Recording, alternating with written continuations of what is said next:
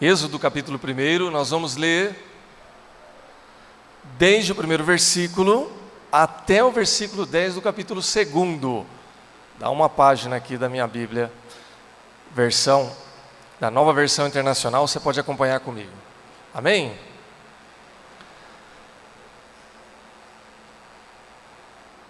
O texto diz assim: são estes, pois, os nomes dos filhos de Israel que entraram com Jacó no Egito, cada um com a sua respectiva família: Ruben, Simeão, Levi e Judá, Issacar, Zebulon e Benjamim, Dan, Naftali, Gad e Asser. Ao todo, os descendentes de Jacó eram 70. José, porém, já estava no Egito. Ora, morreram José, todos os seus irmãos e toda aquela geração. Os israelitas, porém, eram férteis, proliferaram, tornaram-se numerosos e fortaleceram-se muito, tanto que encheram o país. Então, subiu ao trono do Egito um novo rei, que nada sabia sobre José. Disse ele ao seu povo: vejam, o povo israelita é agora numeroso e mais forte do que nós. Temos que agir com astúcia, para que não se tornem ainda mais numerosos, e no caso de guerra, aliem-se aos nossos inimigos, lutem contra nós e fujam do país. Estabeleceram, pois, sobre eles chefes de trabalhos forçados, para os oprimir com tarefas pesadas. E assim os israelitas construíram para o faraó cidades celeiros de Pitom e Ramessés. Todavia, quanto mais eram oprimidos, mais numerosos se tornavam e mais se espalhavam. Por isso, os egípcios passaram a temer os israelitas e os sujeitaram a cruel escravidão. Tornaram-lhes a vida amarga, impondo-lhes a árdua tarefa de preparar o barro e fazer tijolos e executar todo tipo de trabalho agrícola. Em tudo os egípcios sujeitavam à cruel escravidão. O rei do Egito ordenou às parteiras dos hebreus, que se chamavam Sifra e Puá: quando vocês ajudarem as hebreias a dar à luz, verifiquem se é menino.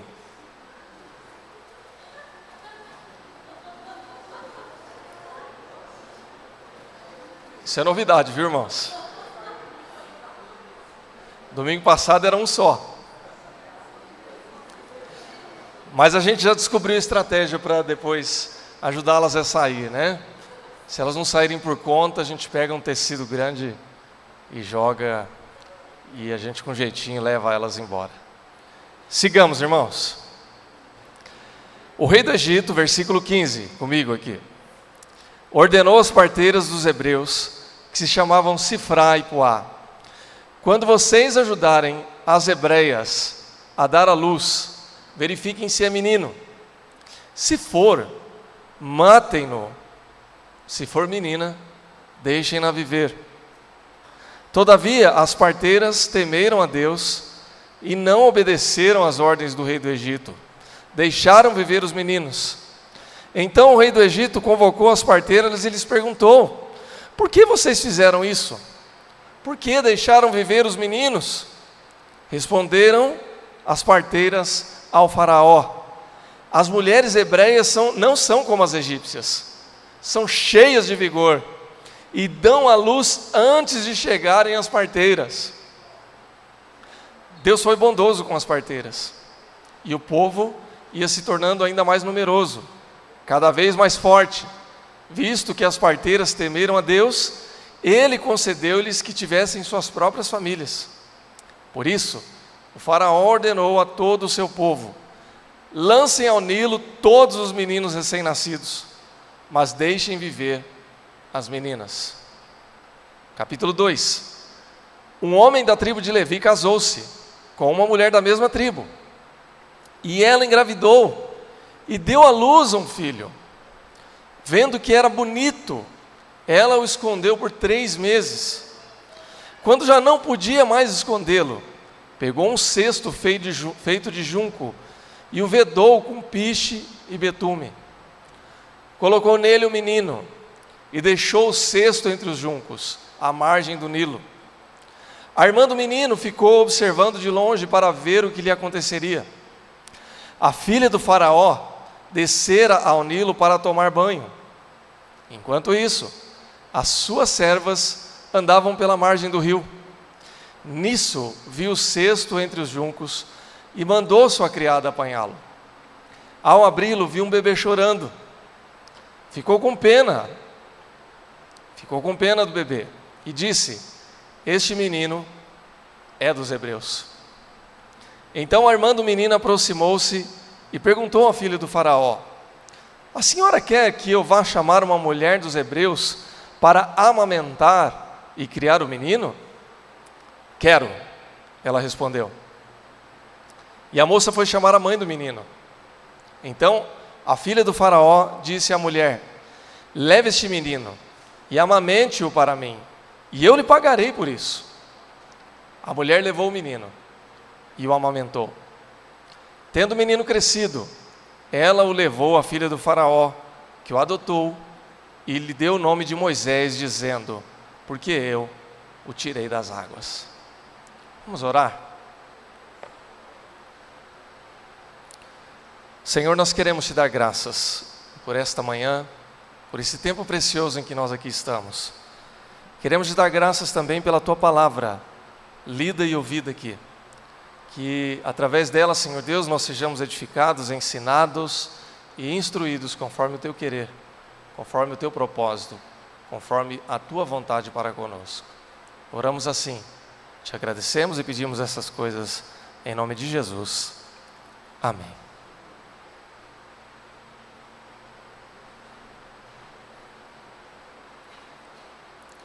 Irmãos e irmãs, esse segundo domingo do mês de maio, nós iniciamos uma série especial para o mês de maio.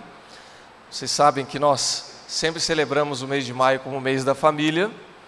E o tema dessa série é família, urgências e turbulências. Então a proposta nesse mês é que nós possamos falar sobre temas relacionados à família e os desafios que nós temos através dos anos aí, nas lutas da vida, com essa temática da urgência, das lutas, das tribulações, das turbulências.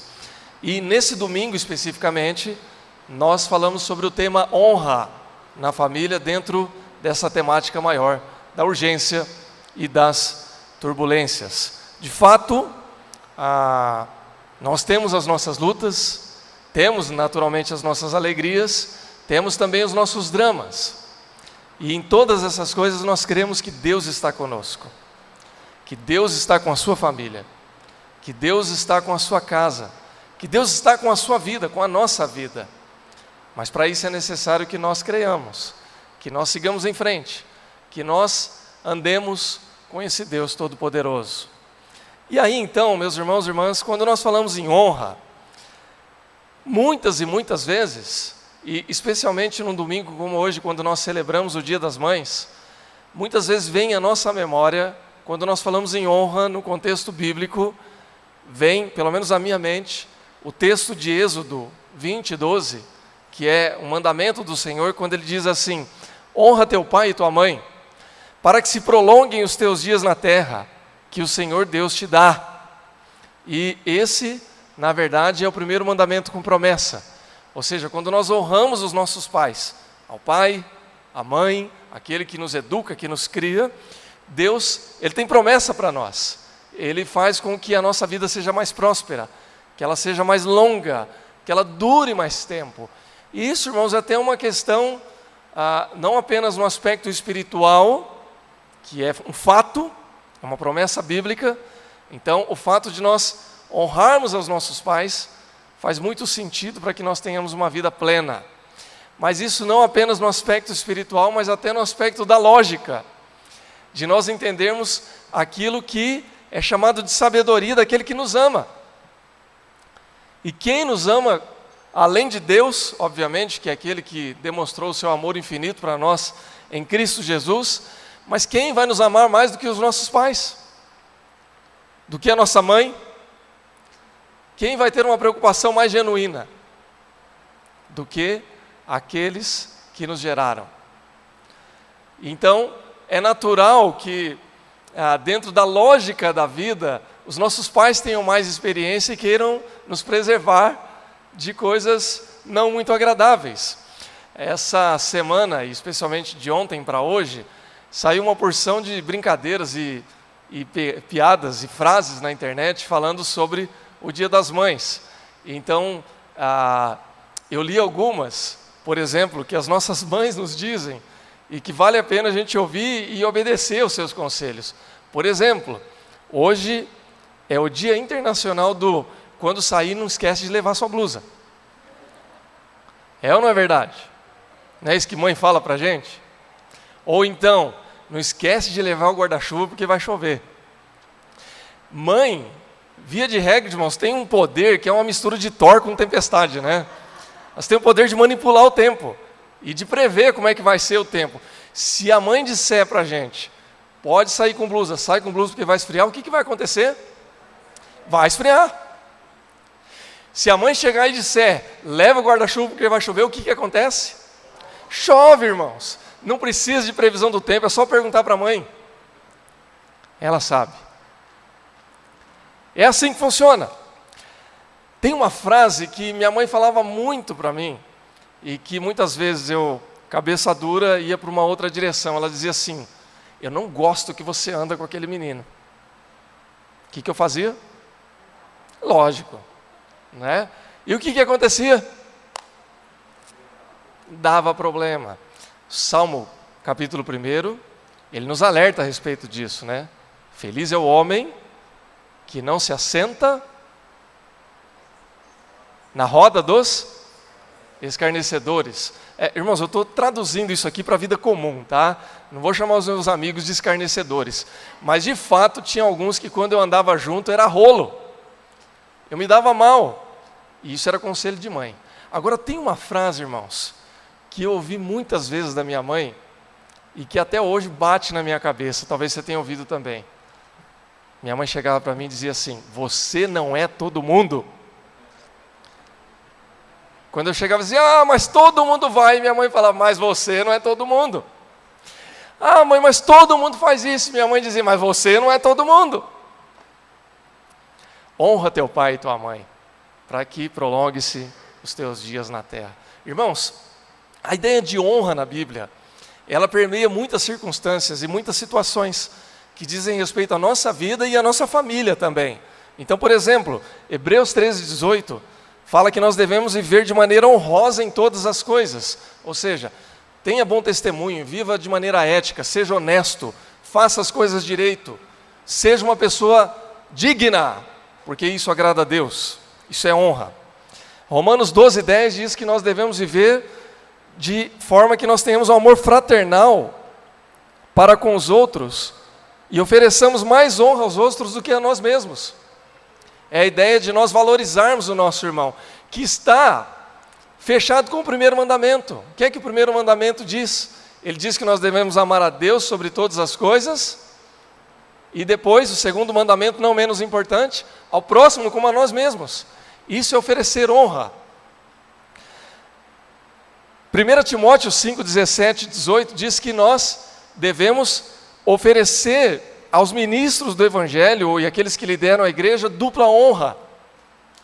Quando a palavra de Deus fala a respeito disso, não está falando só no aspecto financeiro do tipo, paga salário dobrado para pastor e missionário.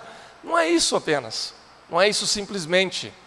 A ideia é que aqueles que sirvam a Deus em todos os ministérios, pastor, missionário, presbítero, diácono, ministro de louvor, que esses que sirvam a Deus com zelo, com esforço, com seriedade, que eles possam ser vistos como pessoas dignas e pessoas que estão, portanto, sendo honradas por Deus para poder conduzir a comunidade.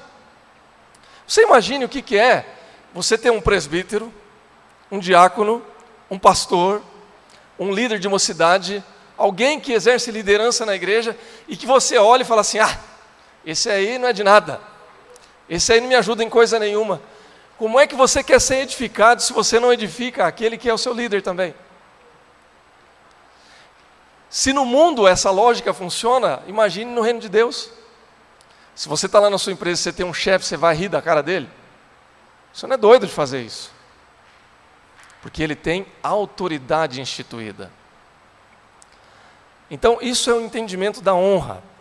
E, naturalmente, 1 Timóteo 1,17, ele diz assim que Deus eterno, único, imortal, invisível, é digno de toda honra e glória eternamente. A maior honra de todas deve ser apresentada e dada a Deus. Amém, irmãos? Irmãos, eu já citei isso no domingo passado, vou falar mais uma vez, que diz que até os pássaros louvam o Senhor. Então, não nos preocupemos com os pássaros aqui, deixa eles louvarem a Deus do jeito deles, ok? Há um componente importante ainda a respeito da honra, que é aplicado ao povo de Deus e aqui no nosso contexto, à família do Senhor, que é a ideia de que quando nós andamos com Deus e somos justos e íntegros aos olhos de Deus, Ele nos honra, Ele nos abençoa, Ele derrama sobre nós a sua graça.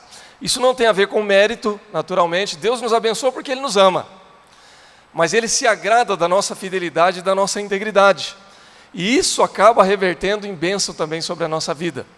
Então nós temos, por exemplo, Noé, diz o texto em Gênesis capítulo 6, que ele achou graça aos olhos do Senhor, e por isso Deus o considerou justo e íntegro e preservou toda a sua família. Deus viu graça em Ana, mãe de Samuel, quando ela não podia ter filhos, e sendo fiel e verdadeira aos olhos do Senhor, agradou-se Deus de Ana e a honrou, e lhe deu um filho, que se tornou o grande profeta do Antigo Testamento. Maria e José foram obedientes a Deus, quando estavam prestes a romper um casamento que nem havia acontecido ainda, porque Maria achou-se grávida do Espírito Santo, e José, com receio de se casar com Maria, porque ele ainda não havia conhecido, ele pensa em abandoná-la, e Deus diz, não, permanece, porque fui eu que fiz tudo isso. E Maria também, quando é visitada pelo anjo, ela diz aqui está a sua serva. Deus abençoou, Deus achou graça da vida daquele casal. Irmãos e irmãs, Deus olha para nós e nos abençoa e nos honra quando nós cremos nele, quando nós permanecemos nele, quando nós confiamos nele. E o texto que nós lemos e ouvimos diz muito a respeito disso. Quando nós vemos a história da mãe de Moisés, de Joquebede, que passa por um conflito terrível por conta do decreto do rei ou do faraó, como estiver aí na sua tradução, em que o seu filho, menino, está prestes a ser morto por um decreto. Que drama é esse? E como lidar com essa situação de preservar o seu filho, de ao mesmo tempo ser fiel a Deus, de confiar em Deus numa situação tão extrema? Quando a gente fala de urgências e turbulências, nada mais urgente e turbulento do que isso. De que maneira Deus honrou a vida dessa família, e como nós podemos aprender também com esse exemplo, para entender que Deus honra, Deus cuida de nós, Deus cuida da sua casa, Deus cuida da sua família. Como podemos enxergar a ação de Deus numa situação como essa? Primeiramente, irmãos, Deus nos honra quando nós fazemos o que é correto. Nós lemos o texto que diz assim, que o faraó, ele começa a armar um plano para acabar, ou pelo menos para diminuir as forças do povo hebreu, de uma maneira bastante ardilosa. Veja, ele não está querendo que o povo hebreu acabe, porque ele precisa da força de trabalho do povo hebreu.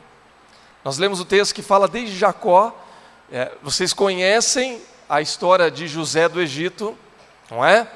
José era filho de Jacó, e ele vai ser levado para o Egito. Essa história é longa, mas ela é importante, e acaba se tornando governador do Egito. E durante muito tempo ele é celebrado como um herói nacional. Mas 400 anos se passam, e o faraó que está ali, ele já não se lembra mais de José. E se é que ele se lembra, o texto diz que ele não se lembra, ele está fazendo pouco caso daquela situação. Ele está mais preocupado com a força do povo hebreu, dos descendentes de José. Porque ele diz o seguinte: olha, esse povo está tão forte que se eles se aliarem com o povo estrangeiro e se revoltarem contra a gente, acabou. Então por isso ele quer minar as forças daquele povo, e a primeira maneira, e aí nós dissemos que é engenhosa e ardilosa, é escravizar o povo, é colocar um fardo muito pesado. Vamos diminuir as forças desse povo. Só que o povo era forte, era valente. Bom, não dá para resolver? Então chama as parteiras. E aí então ele diz para as parteiras: olha, dá um jeito. Não deixe que os meninos nasçam. E, irmãos, eu digo que isso é uma coisa maquiavélica, é uma engenharia do mal, a ideia do faraó, porque quando ele pede para as parteiras fazerem isso, ele está dizendo o seguinte: olha, resolvam, responsabilidade de vocês. Se der certo, bom para a gente. Se der errado, o governo não tem nada com isso.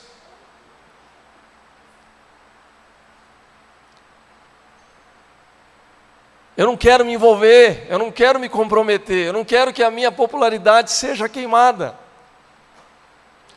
E finalmente, quando essa estratégia não funciona, então aí ele abre o jogo.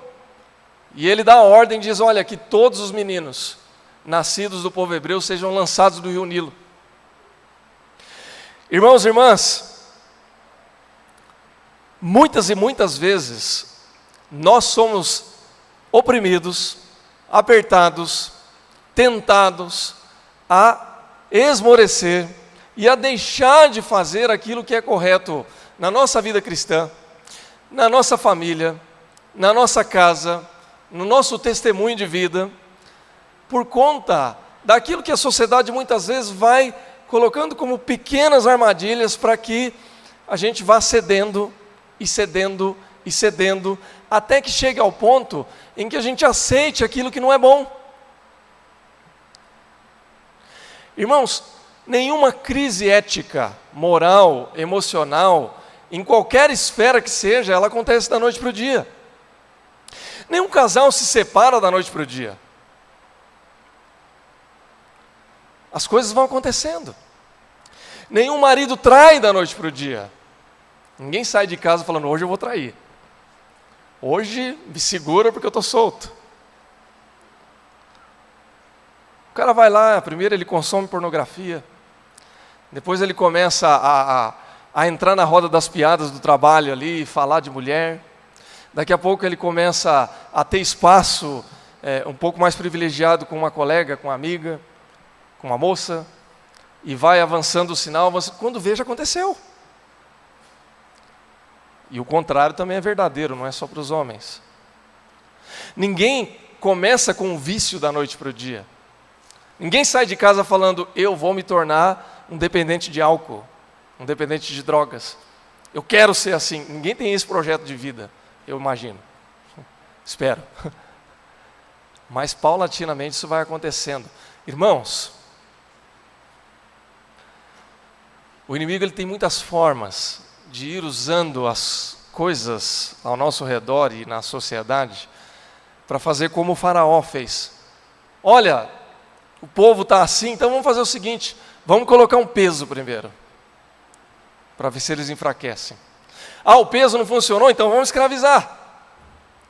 Ah, não deu certo, chama as parteiras. Não deu certo, bom, então afoga no Nilo, não tem jeito. Hoje, irmãos, nós estamos vivendo um tempo na nossa sociedade em que em algumas áreas é a opressão, em outras é a escravidão, em outras a nossa cultura já está chamando as parteiras. Em alguns casos já estão afogando já a criança no Nilo. Tem música, eu usei o exemplo aqui da família, dos casais, da traição. Tem música que já fala claramente disso, o pessoal canta, achando a coisa mais linda. Cuidado, irmãos. Cuidado. Deus nos honra quando nós fazemos o que é correto. As parteiras se recusaram a fazer aquilo que era a ordem do faraó. E Deus as abençoou por isso. Deus lhes deu família. Deus olhou para elas e diz: agora não apenas vocês vão ajudar a trazer crianças para o mundo, vocês vão ter as suas próprias crianças. Deus abençoou a mãe de Moisés, de forma que ela não perdesse o seu filho. Irmãos, há o bem e há o mal. há o que é correto e há o que é errado, e a gente não pode esmorecer. O que é correto continua sendo correto.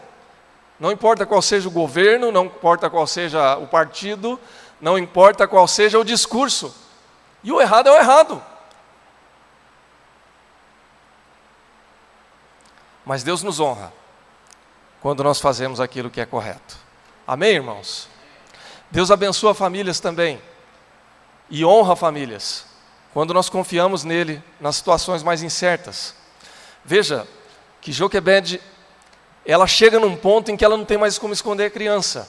Irmãos, quem tem bebê em casa sabe do que eu estou falando, ou quem já teve. Criança faz barulho, criança chora.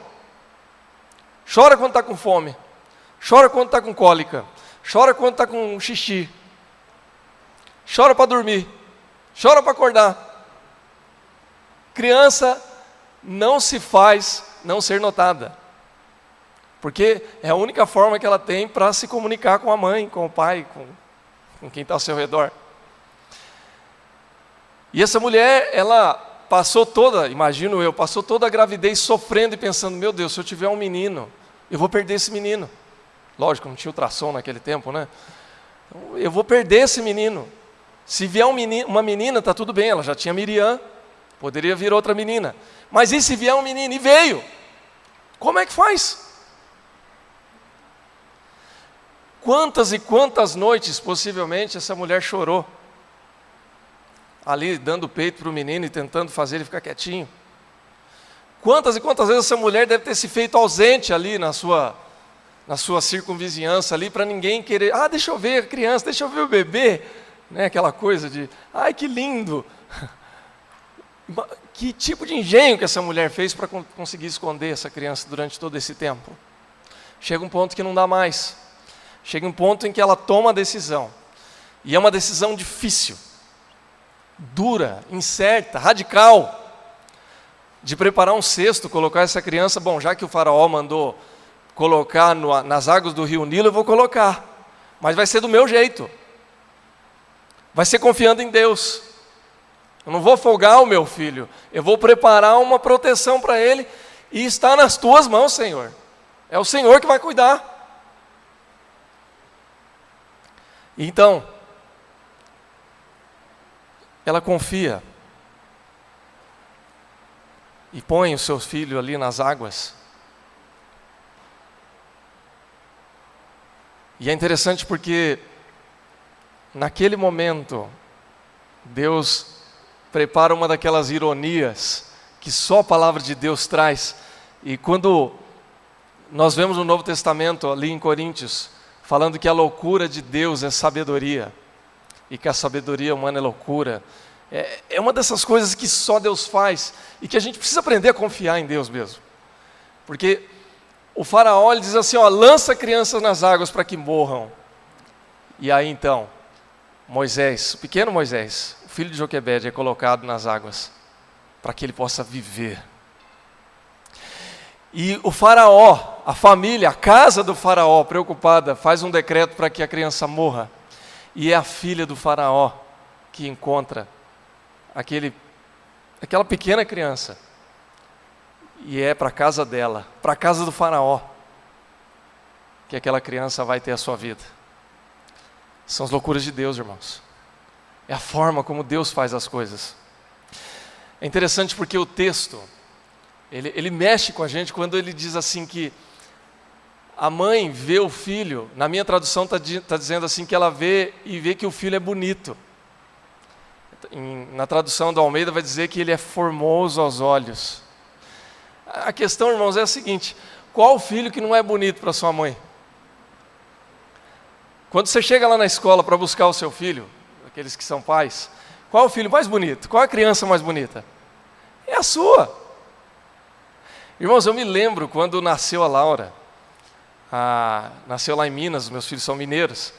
E eu peguei, logo após o parto eu já peguei ela no colo, mas ela não tinha passado pelo banho ainda. Depois eles dão um banho e colocam ali na incubadora.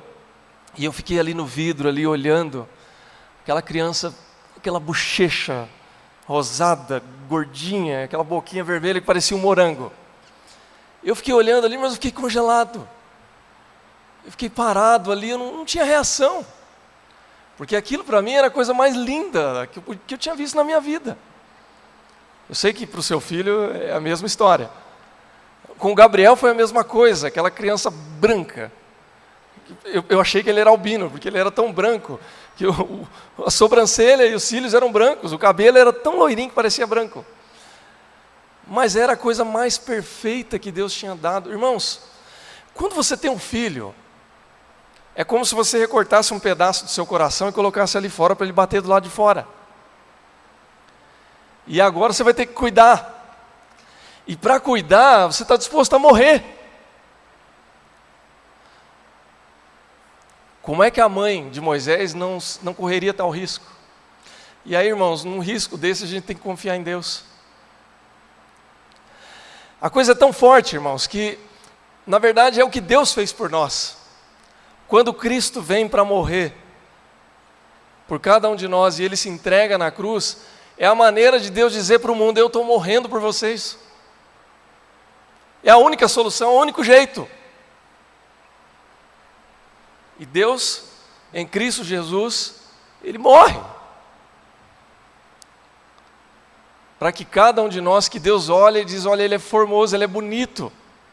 Não é que a palavra de Deus diz que nós somos feitos à imagem e semelhança de Deus. E quando Ele cria todas as coisas, a Bíblia diz que Ele viu que tudo era bom. Então nós fomos criados assim. Deus olha para nós e Ele fala: olha, é formoso, é bonito. Irmãos, eu acordo todo dia de manhã, olho para o espelho e falo: Deus me acha bonito. E isso me conforta o coração. Mesmo que você não ache, Deus tem uma opinião diferente. Amém, irmãos? Está salvo, irmão. Está salvo, viu? Fica na paz. Irmãos, mas nós precisamos confiar. Precisa haver confiança. Quantas e quantas vezes, irmãos, que nós temos um drama em família. Filhos que têm que sair de casa um dia. Vão sair para estudar. Vão mudar de casa, de cidade. Filhos que vão sair para trabalhar. Filhos que vão sair para casar. Você cria sua filha com aquele amor e aquele carinho, né? Depois vem o rapaz lá falando assim: ó, vim aqui para namorar ela, um dia eu vou tirar ela da sua casa, viu? Aí você já olha assim: vem cá, vamos conversar aqui, vamos estabelecer algumas diretrizes aqui. Mas não adianta, depois que sair não tem mais jeito. Tem que confiar em Deus, irmãos. Quando nós confiamos em Deus, Deus nos honra. Deus cuida da nossa casa. Deus cuida da nossa família. Amém, irmãos? Deus cuida ainda e honra quando os nossos projetos, eu estou encerrando nesse terceiro ponto, irmãos. Deus honra a nossa família quando nós envolvemos toda a família no mesmo projeto. É interessante porque quando Joquebede vê aquela situação difícil, a mãe de Moisés, ela traça um plano todo engenhoso ali, e naquele plano, irmãos, todos estão envolvidos. O marido, obviamente, tem que saber de tudo aquilo, não dá para fazer tudo isso sem que ele tenha noção. A Bíblia não fala a respeito disso, dizendo que ele sabia ou não sabia, mas nós podemos concluir que sim. E a filha, ou a irmã mais velha, também está dentro da história. A mãe faz o cesto, prepara tudo, e é Miriam que vai lá. É ela que fica cuidando, fica ali escondida atrás dos juncos ali para ver quem que vai achar Moisés. Quando ali a filha do faraó, as servas do faraó, chegam e encontram aquela criança, ela aparece. Oi, tudo bem? Estou aqui. E aí, uma outra loucura e sabedoria de Deus, é que se o faraó achava que ele era ardiloso, engenhoso, esperto, a família de Moisés era muito mais esperta. Porque ela chega e diz assim para a filha do faraó, para a princesa: olha, se precisar, eu conheço uma hebreia que, olha, é uma mãe de leite sensacional. Precisar eu conheço. Quer que eu levo? Ah, beleza, pode levar. Tem uma mãe de leite melhor do que a mãe do próprio filho? Então leva, e ainda, para ter um bônus, ela diz assim: ó, pode levar. Cuida dele até que ele cresça e eu vou pagar você por isso. Olha, irmãos, que coisa boa. né? Ter a mãe cuidando da gente e alguém pagando ainda para esse fim. Irmãos, resolveu o problema da família toda. Enquanto a maioria dos hebreus estavam ali sendo oprimidos, escravizados, a mãe de Moisés estava tendo o privilégio de cuidar do seu filho e sendo paga pelo rei do Egito para isso. Irmãos e irmãs, nós não podemos fazer planos em família que não envolvam a família toda. Não adianta eu sonhar com coisas grandiosas para a minha vida e não colocar minha esposa e meus filhos nessa história. Não vai dar certo. Não adianta eu pensar só nos meus filhos e não pensar também no meu casamento. Não vai dar certo. Família é todo mundo ali. É sonhar junto. É fazer planos em conjunto. É abrir mão de algumas coisas em prol da felicidade da família e projetar algumas coisas também em prol da felicidade da família toda. Ali estava envolvida a mãe, estava envolvida a irmã, estava envolvido o pai, estava envolvida a família toda. Se Joquebede faz tudo ali por conta e não avisa ninguém, sabe lá Deus o que ia acontecer com aquela criança? Provavelmente morreria. Mas não era o caso. Irmãos, quando nós colocamos toda a família para andar nos caminhos do Senhor, e a conversa ela é toda tratada debaixo da graça do Senhor, Ele nos honra, Ele nos abençoa. Veja que famílias que oram juntas, que sonham juntas, têm a maior e grande possibilidade de viverem as bênçãos de Deus, porque estão falando a mesma língua, estão na mesma sintonia.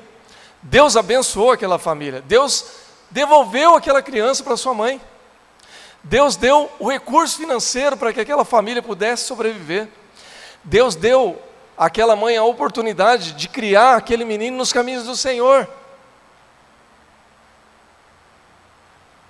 E por isso, em grande parte, que Moisés se tornou o grande homem de Deus que ele era. Irmãos, Moisés estava com 40 anos de idade. Quando ele vê o povo hebreu sendo oprimido ali, o que ele faz? Ele se revolta. Ele erra na maneira do proceder. E paga um preço por isso. Mas aquela revolta era genuína de alguém que conhecia a lei, de que sabia o que era correto e o que era errado, de alguém que foi para uma outra direção, porque ele foi criado pela sua mãe, porque ele foi criado naquilo que era a palavra de Deus. E ele era tão preparado, porque depois, na sua juventude, ele vai ser criado em todas as ciências do Egito. O Egito, naquele tempo, era a nação mais desenvolvida. A gente estuda isso desde a escola, né? Que os egípcios, eles aprenderam a fazer os cálculos matemáticos e toda a astronomia, e eles cavavam ali as águas do rio Nilo para irrigação e etc. Era um povo desenvolvido. As pirâmides estão lá até hoje para dizer isso, né? Tem um monte de fundação aqui em São Paulo caindo sozinha, e as pirâmides não caíram ainda. Então, Moisés ele é versado no melhor da lei e no melhor das ciências. Ele é criado numa família integrada e ele é criado na casa do faraó. E Deus, no momento adequado, usa a vida de Moisés para que ele seja o grande libertador do Egito. Não do Egito propriamente, mas do povo hebreu no Egito. Irmãos, quando nós lemos no Novo Testamento a história de Jesus, lá em Mateus você vai ver que Jesus ele refaz o caminho de Moisés. É por isso que alguns teólogos dizem que Moisés ele tipifica o próprio Cristo.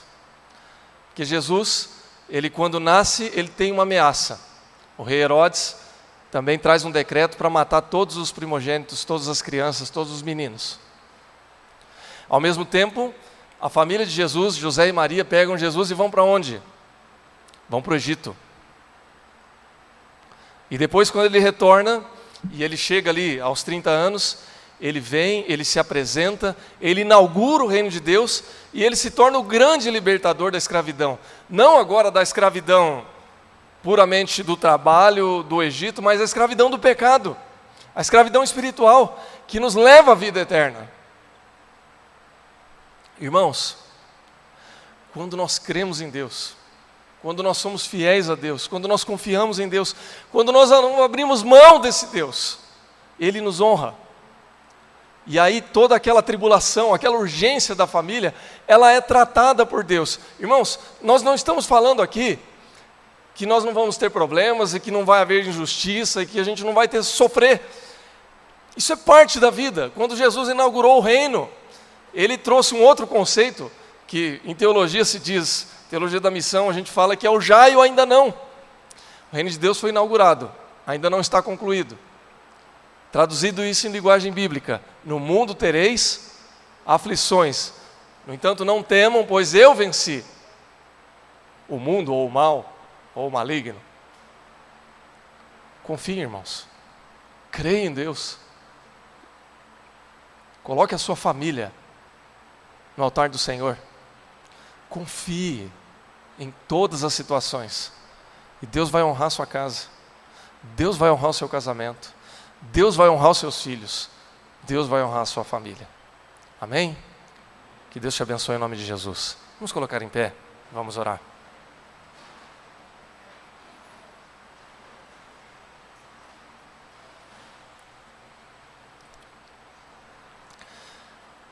Nós te damos graças, Senhor. E te pedimos em nome de Jesus que o Senhor continue a cuidar das nossas vidas e da nossa família. Que nós possamos, ó Pai, caminhar de fé em fé, confiando em todas as situações, nas lutas, nas dores, na tribulação, nos momentos mais difíceis, ó Pai. Que nós possamos guardar o nosso coração em Ti. Que os nossos sonhos, os nossos projetos, eles sejam projetos para toda a família. E que o Senhor esteja nos nossos sonhos, para que nós assim andemos com o Senhor. É a nossa oração. Em nome de Jesus. Amém.